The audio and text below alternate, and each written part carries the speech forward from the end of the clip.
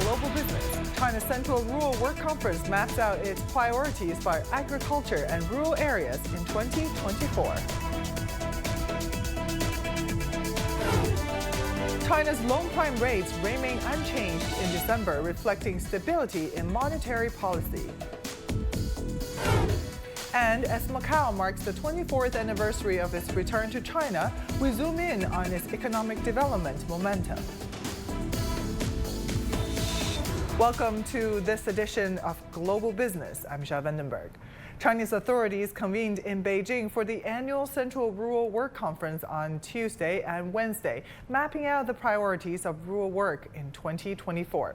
Xi Jinping, General Secretary of the Communist Party of China Central Committee, Chinese President, and Chairman of the Central Military Commission, delivered important instructions on work related to agriculture, rural areas, and farmers. He emphasized the resilience demonstrated in overcoming adversities, such as severe natural disasters in 2023.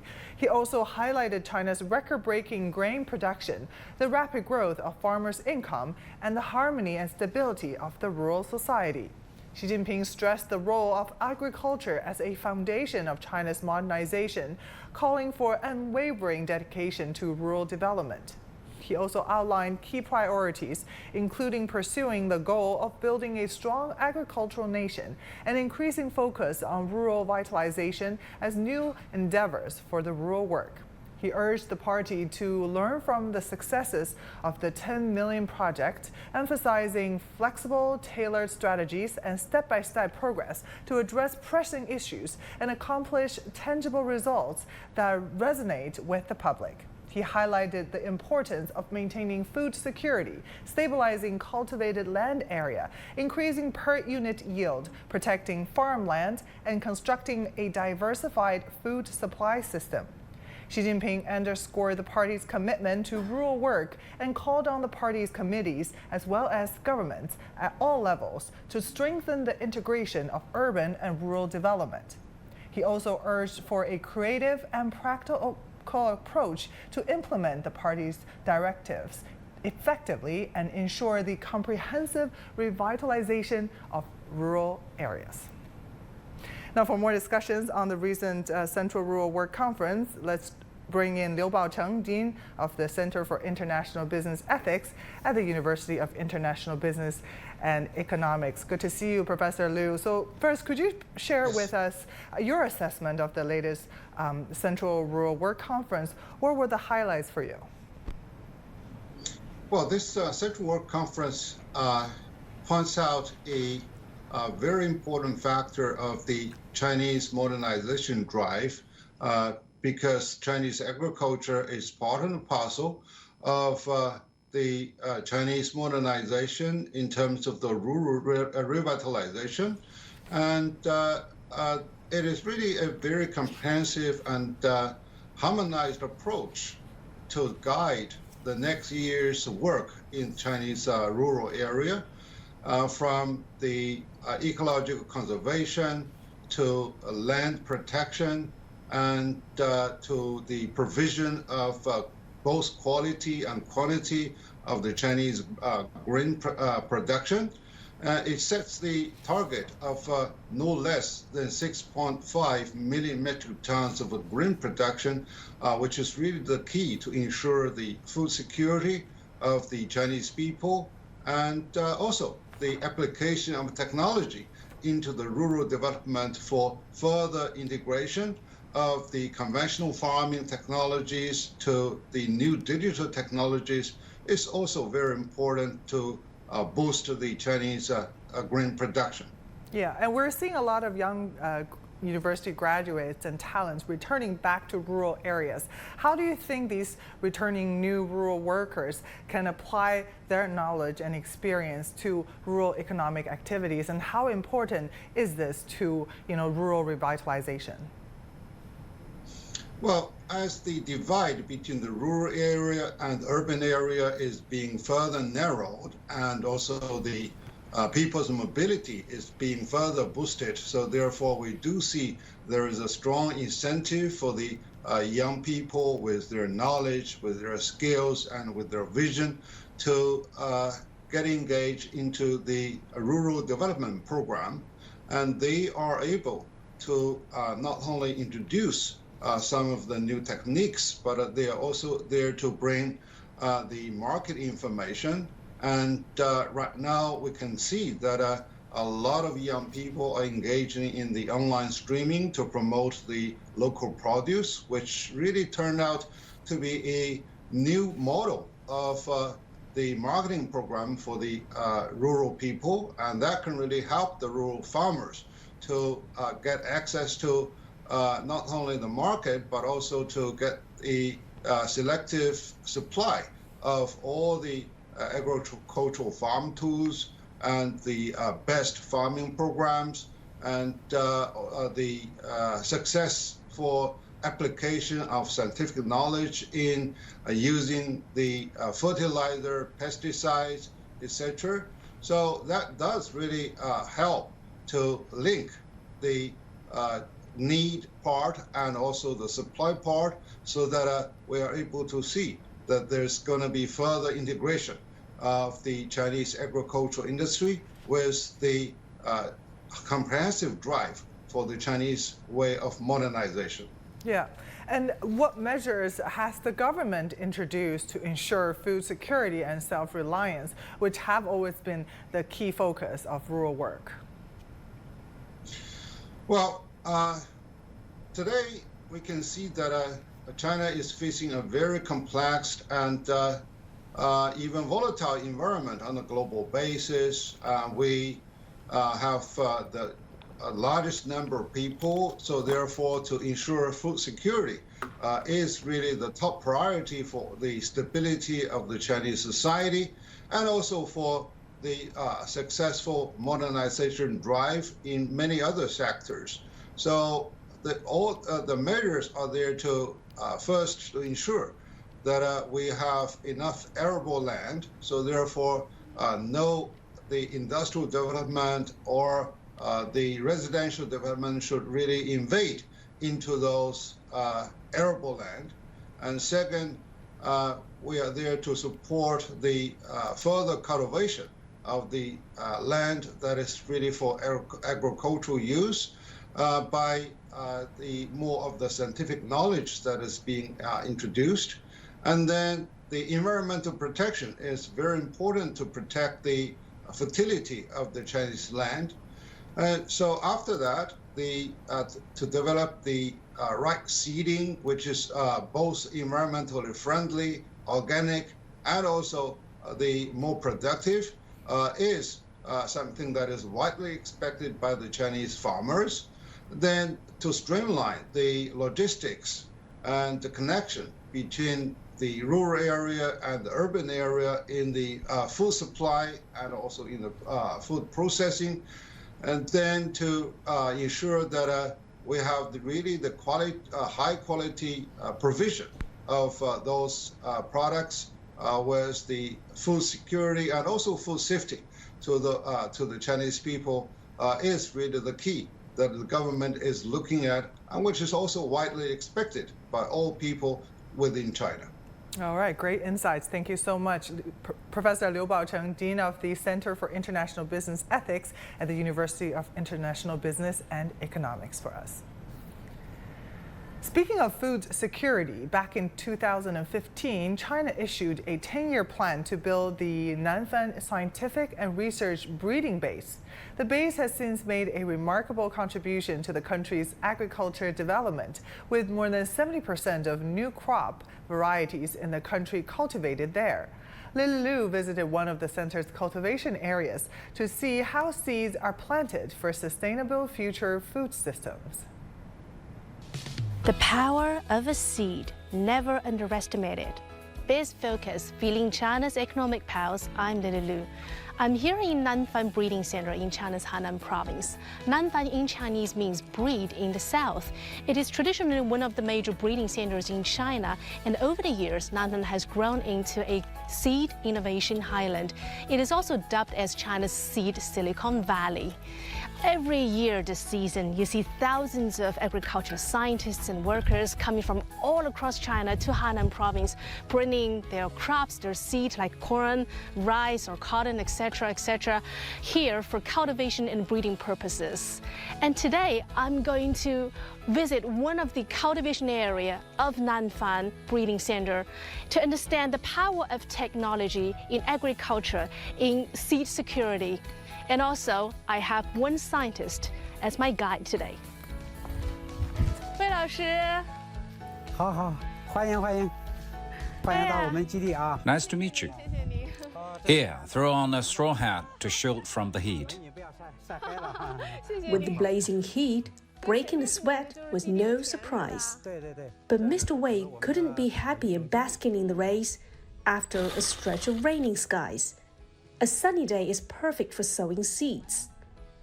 首先呢，这个地方呢， Hainan's winter gifts us with the ideal combo of sunshine and just right temperatures.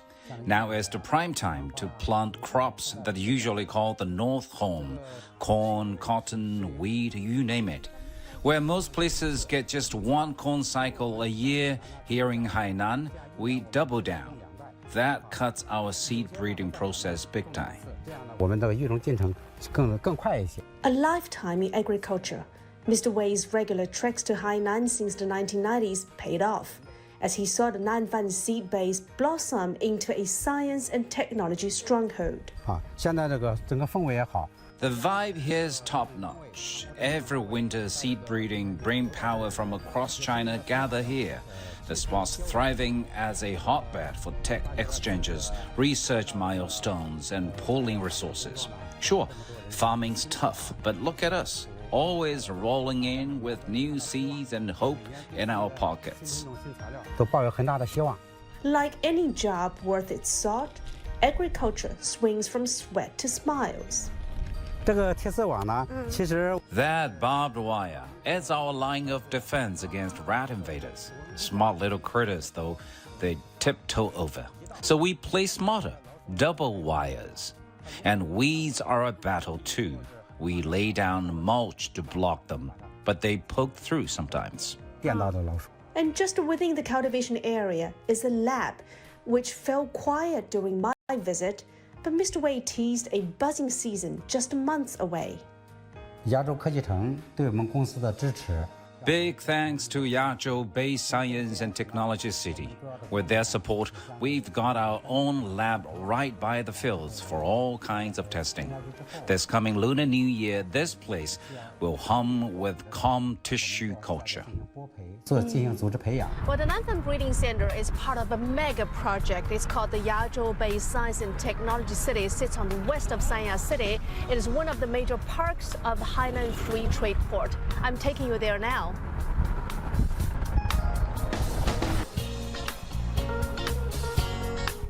With a planned area of over 26 square kilometers, the Yazhou Bay Science and Technology City dreams big, melding industry, academia, and urban life. It's no wonder the Nanfan Silicon Valley drew over 40 enterprises and institutions, some with heavyweight clout. And perks? The project offers R&D equipment subsidies, plus rewards for the innovators. Curious about what viewers' business brings to this hub, I swung by Joint Hope's office. The company has operations in various locations in China, and their R&D base is planted here in Nanfan. 我们海南的这个特殊的位置，地理位置。 Apart from geographical advantages and the favorable environment for research centers, we also value Hainan's status as a free trade port. This is our golden ticket to nurture our import and export businesses. 是我们的进出口业务。 The company imports commercial seed varieties from the US and European countries, with the seed breeding magic in the research center, sprouts new strains. Then the new products are sold domestically or to overseas markets. 目前我们是给中亚的 We now cooperate with Central Asian markets. Think Kazakhstan, Kyrgyzstan, and Uzbekistan. We've set up a science and technology collaborative center there. And we're tackling Southeast Asia too. Take our showcase hub in Malaysia for starters. 种业的发展是迎来了一个春天。 The seed industry is ushering in the spring, Ms. Wang said. Back in the fields, Mr. Wei's gaze stretched beyond business opportunities. To him, seeds are the most powerful lever to shape our planet's future. 我们说 Seeds can change the world. We want homegrown seeds to keep the rice bowl firmly in our own hands. From field to plate, the incredible journey of food begins with a humble yet powerful start: seeds, the agriculture chips. Apart from semiconductors, these biological chips also represent a fierce technological frontier for China. China's drive to achieve self-sufficiency in germplasm resources and seed technology is crucial. It concerns food security, livelihood, and environmental health. And it's not just for China, it's for the entire world. And before I go, just to leave you with some thoughts from my interview trips, food is a precious gift. Let's not take it for granted. Rather, enjoy every bite of it.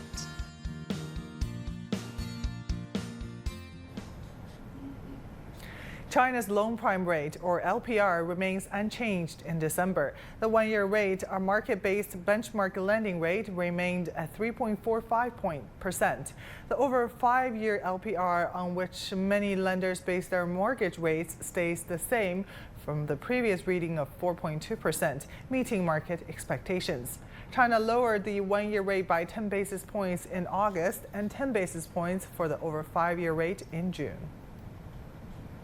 Chinese commercial banks have recently introduced special consumer loan products aimed at boosting consumption during the year-end shopping season.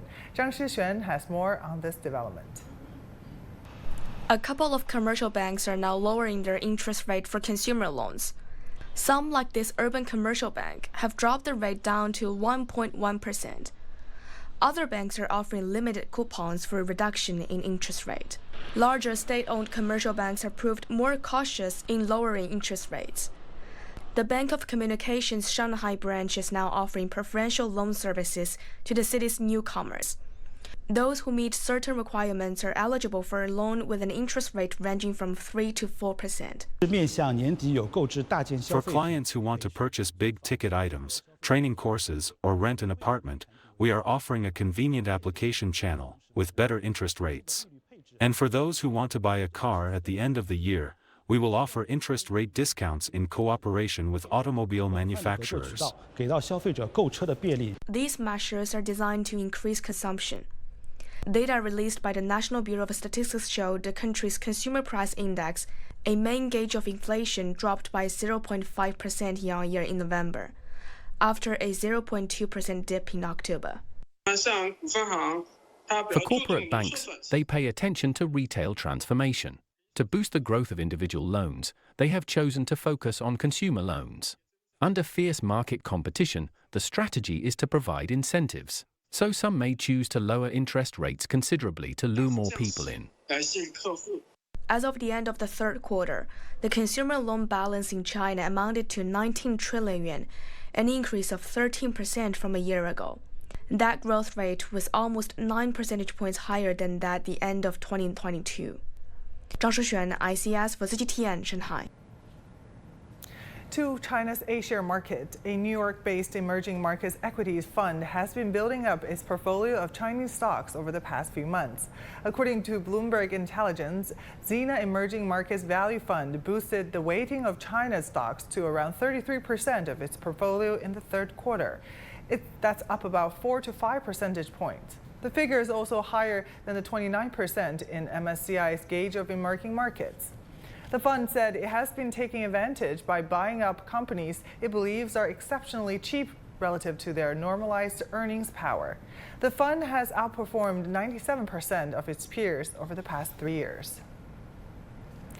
You're watching Global Business, still to come. Macau marks the 24th anniversary of its return to China. We zoom in on its economic development momentum.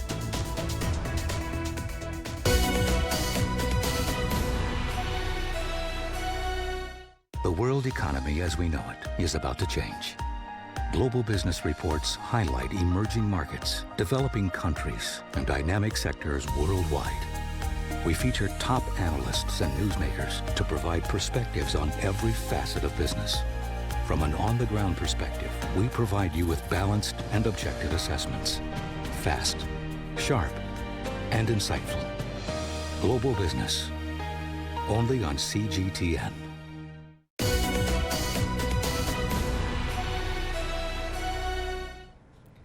Today marks the 24th anniversary of the Special Administrative Region of Macau's return to China. A flag-raising ceremony was held to commemorate the event. Chief Executive Hou Yatseng returned for the occasion from a visit to Beijing, where he briefed President Xi Jinping on Macau's progress and his administration's work. CGTN's reporter Andrew Wood has the story. Onlookers braved cooler temperatures and arrived early to get a glimpse of the ceremony. Many came from different parts of China to join in the celebrations. I'm very happy. It's the 24th anniversary. It's worth commemorating. There's a flag raising and it's the handover anniversary. I come every year. I like to listen to the national anthem. It makes me happy in my heart. The people who came to Golden Lotus Square were treated to a marching band and other lively performances. All stood as the national and regional flags were raised. Among the guests attending were representatives from the Central Government Liaison Office, the Office of the Commissioner of the Ministry of Foreign Affairs, the People's Liberation Army Macau Garrison, and Macau government officials, along with prominent members of the public. Chief Executive Hou Yatseng officiated at the ceremony. He's just returned from a trip to Beijing to deliver a report to President Xi Jinping. China's leader lauded Hou for his work over the past year, noting in particular that Macau had successfully amended its national security legislation and launched the city's plan for diversified economic development, among other achievements. Well, aside from the official ceremonies, there are plenty other events taking place to celebrate the 24th anniversary of the handover of Macau, including this, a winter flower show near the Taipei houses. And it's an official public holiday too, a great chance for people to soak it all in. Following a tough few years for Macau's all-important gaming industry, people and businesses are relieved that life is getting back on track. Like many other retailers catering to tourists, this shop selling Portuguese products clung on and survived the COVID-19 pandemic. Owner Apple Cheng opened it just over 7 years ago, with the idea of exposing visitors from the Chinese mainland to goods linked to Macau's heritage. Quite simply, we thought it was very beautiful and attractive to the eye. As Macau deepens interconnectivity with the mainland, particularly via the Greater Bay Area, businesses like this are embracing opportunities expected to arise through national integration. I think the Macau government can help us promote more and to promote these sorts of areas like these districts to bring visitors here. I hope we can enter the Chinese market to bring tinned foods like this for people to appreciate. And with greater links than ever before, the future for Macau looks bright. Andrew Wood, CGTN, Macau. The Macau government is speeding up its drive to diversify the local economy. While it isn't likely to erase the city's reputation as Asia's casino capital, it could create new opportunities for Macau and a mix of business for its future development. Patrick Falk reports. 24th anniversaries aren't typically considered major milestones, but the last year has been an important one for Macau. With the reopening of international borders and normalization of travel to and from the Chinese mainland, visitors are flocking to this popular tourist destination once again. Many from nearby Guangzhou are making the most of it. This is my third time coming to Macau this year. I like to come and eat here and shop. It was almost exactly a year ago also that the Macau government granted licenses to the 6 major casinos to continue to operate for another 10 years after their previous contracts expired. But importantly, with strings attached and an eye on developing Macau's economy. Diversification has been a buzzword here for several years, but the impact of COVID and the crippling effect it had on Macau over the last few years has highlighted the need to look beyond the gaming industry and reduce reliance on it. Prior to the pandemic, revenue from the casinos accounted for nearly 85% of total tax revenues for the government. So coming out, it was a time to rethink. We talk about the casino industry, but more and more we talk about the casino integrated resort industry, because these are the big, as you go down Cotai Strip, even here in the hub here where we're standing beside us here, we have also some integrated resorts. So these have developed like a lot of non-gaming physical features in terms of convention halls, event theatres, arenas, retail malls. So there's this larger dimension of non-gaming.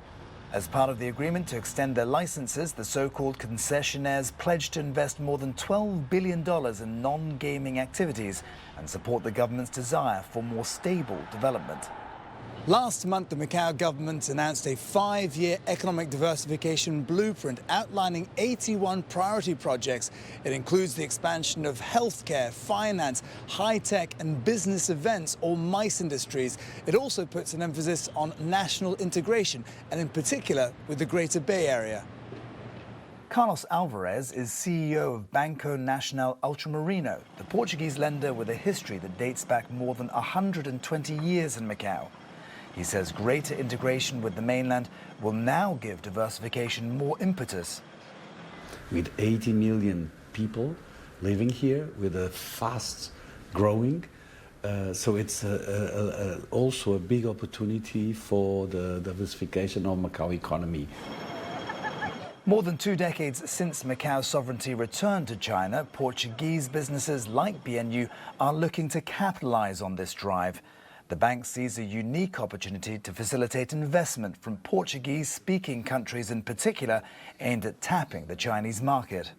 I think Portugal can have a very important role also on this because of the language, because there's relation of the Portuguese-speaking countries and China using Macau as a platform, and Portuguese the language is very important for it. And with its historical ties to this part of the world, Portugal can continue to play a significant role in the future development of this Chinese city. Patrick Falk, CGTN, Macau. Now look at some other business headlines from around the world. Toshiba was delisted on Wednesday after 74 years on the Tokyo Stock Exchange. This follows a decade of upheaval and scandal that has brought down one of Japan's biggest brands and ushered in a buyout and an uncertain future.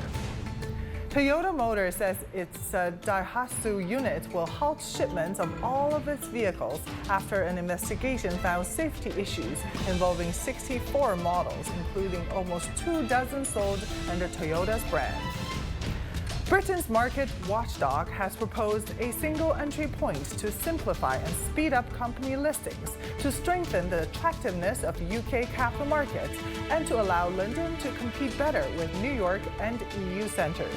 Britain accounted for only 5% of IPOs globally between 2015 and 2020, with the number of listings down by about 40% from a peak in 2008. And that will do it for this edition of Global Business. I'm Michelle Vandenberg in Beijing. Thank you for watching. Bye for now.